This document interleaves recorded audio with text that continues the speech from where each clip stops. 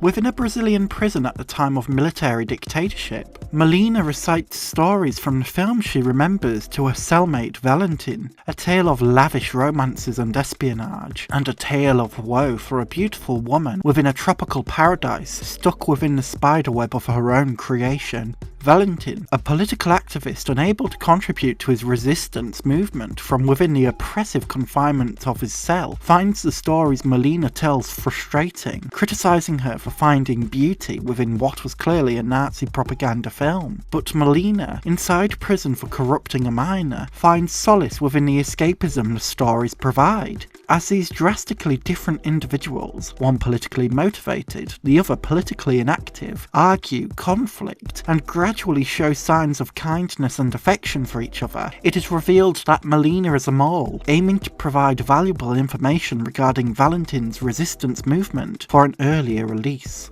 However, when the two fall in love, the dynamic becomes more complex, blurring the line between the fiction of Molina's movies and the reality of their circumstances. This is Héctor Babenco's Kiss of the Spider Woman, an independent film which earned William Hurt his Academy Award win within the role of Molina, also picking up a BAFTA award and the Cannes Film Festival Best Actor award for the film. The film also co-stars Raul Julia as Valentin, his performance expressing a range of intense emotions. Fury, anxiety, vulnerability, consideration, and appreciation are portrayed with a magnetic sense of energy. Héctor Babenco's strong sense of empathy towards his flawed, problematic characters, which was thoroughly present within his street crime tragedy Pichota, is also present here, humanizing two drastically different characters, Molina and Valentin, with their own distinct flaws, issues, and struggles, developing the two characters as they become more drawn together. Additionally, alongside Babenco's skill for scathing social commentary of Brazil's authoritarian corruption at the time, Kiss of the Spider Woman implements an ambitious story within a story narrative framework, which manages to provide escapism for the characters, as well as a fictionalized cinematic contrast to the characters' lives and emotions. Before delving further into Kiss of the Spider Woman, it is important to define the identity of the character Molina. While throughout the majority of Kiss of the Spider Woman, Molina is referred to with he/him pronouns, and becomes the target of Valentin's homophobic rants, due to Valentin's own internal frustration with his inability to support his anti-fascist cause from within the prison cell, as well as his struggle to process Molina's kindness towards him.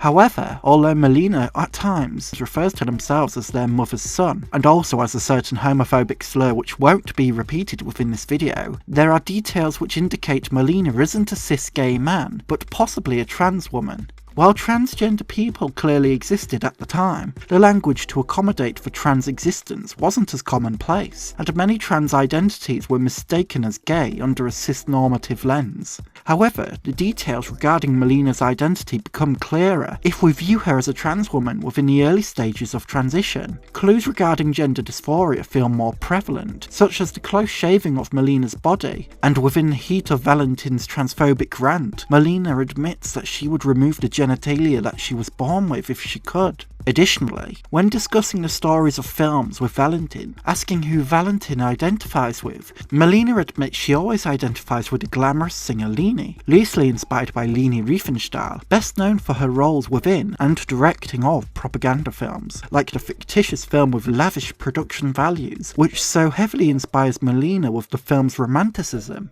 Personal discussions with Molina reveal that there's a strong sense of gender dysphoria with the body she currently has, and the disappointment she feels that the men in her life don't view her in the same way they view cis women, as a potential partner to marry, another possible source for her dysphoria, and also partially due to the restrictions of laws in place that prohibited LGBTQ+ rights within 80s Brazil.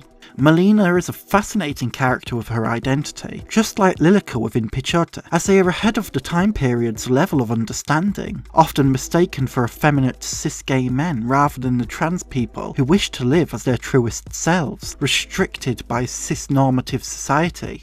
If we view Molina as a trans-coded character, while the portrayal is flawed, Molina's corrupting a minor is implied a few times to be sexual, which, while not likely Babenco's intent, due to his sense of empathy empathy within his filmography does unfortunately reinforce the negative stereotyping that LGBTQ plus people are predatory, a horrific stereotype that the community is unfortunately battling to this very day. It could be taken into question how legitimate Molina's incarceration even is, while not clarified within the film. At the time, queer people were chastised and marginalised as criminals for their sexuality and identity. With Molina's sensitive personality, it could be doubted and speculated that she never even committed the crime accused of her.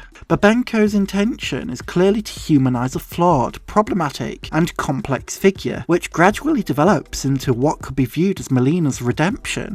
In being a mole for the prison warden by supplying information she learns on her cellmate Valentin, there is a sense of guilt, overcompensated by a more intensified compassion and generosity towards Valentin. Upon receiving early parole, Molina fulfills one final request for Valentin to send a message to the resistance, which results in Molina's death. In dying, refusing to give the lead to the secret police regarding the resistance, this final action demonstrates Molina's redemption. A non-political figure who betrays the trust of a cellmate lover finally learns of the necessity in fighting authoritarian brutality, fulfilling the final wish that will aid in resistance. One of the central details of Kiss of the Spider-Woman is that Molina recites the stories she finds comfort in. The films she is inspired by are less important than what she finds beautiful within the stories, and the fact that she is captivated by a Nazi propaganda film, not for its political leanings, but because of the sense of romance within the film between a glamorous, elegant performer and a chiselled, traditionally handsome man. This first story within a story reflects Molina's own perspective, not particularly politically minded, and the limitations that lack of political awareness provides. Molina doesn't quite fully understand the extent of cruelty which the political prisoners like Valentin face under a fascistic rule,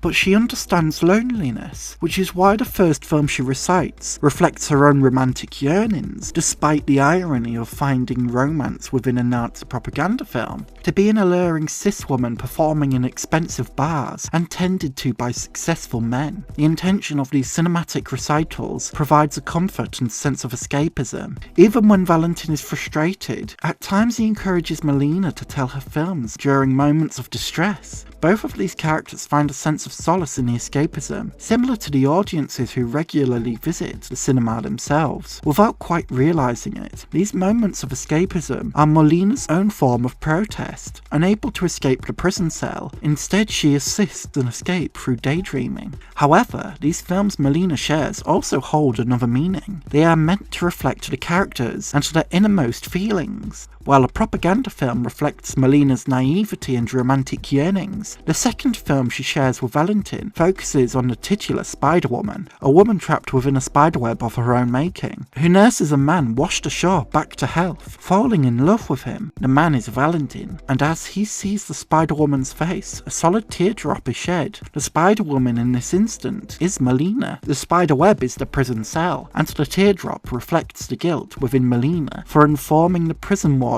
of the information Valentin shares, betraying the man she has come to love. In telling this movie to Valentin, Molina no longer hides her feelings for him, but still must hide her own guilt. The framing of stories within stories holds a deeper significance when the line between reality and fiction blurs too. While the tale of the Spider-Woman reflects Molina's feelings for Valentin, it could also reflect Valentin's longing for his ex-partner Marta. Marta is played by Sonia Braga, who also plays Lini within Molina's first film, and the Spider-Woman within Molina's second film. In telling these narratives, Sonia Braga is a prominent figure within fiction and character backstory. Is it that Valentin imagines the beautiful women within these movies to look like the ex-partner he can no longer return to, the woman he always found to be his deepest source of comfort? Or is it more likely that, the longer Valentin spends in prison, the more he forgets Marta, his only memories becoming the descriptions of fictional women, which forms a fictional image of Marta? The boundaries between reality and fiction are intentionally blurring here. With the lack of connection to the outside world, what can even be determined as real?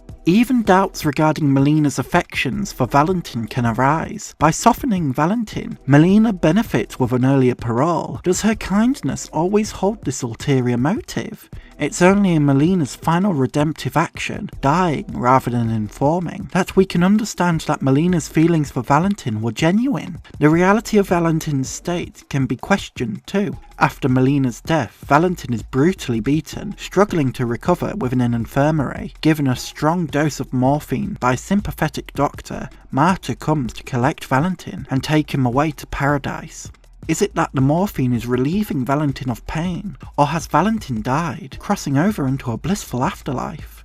At this stage, clarification isn't given, and most viewers are certain to have their own view that reflects that viewer's own personal concerns and stance regarding the afterlife, and compassion towards suffering under injustice. In the act of interpreting, we ourselves find our own escapism that provides comfort from the distressing reality of authoritarian cruelty and brutality as depicted within the film, reflective of injustices which continue to persevere around the globe to this day. In conclusion, Kiss of the Spider-Woman, while problematic and outdated in its portrayal of queerness, the film retains Héctor Babenco's striking ability to craft empathy for complex characters, revealing layers of their hidden desires and aspirations through fantasies, while still criticising the authoritarian dictatorship at the time of production. A criticism that can extend to any brutal dictatorships that continue to persevere in the present day. An engaging, socially conscious meta-romantic fantasy, Kiss of the Spider-Woman deserves admiration for its ambition, intricate characterization, the exploration of the duality between freedom and punishment, and how through escapism, no matter how small, there is a sense of true liberation.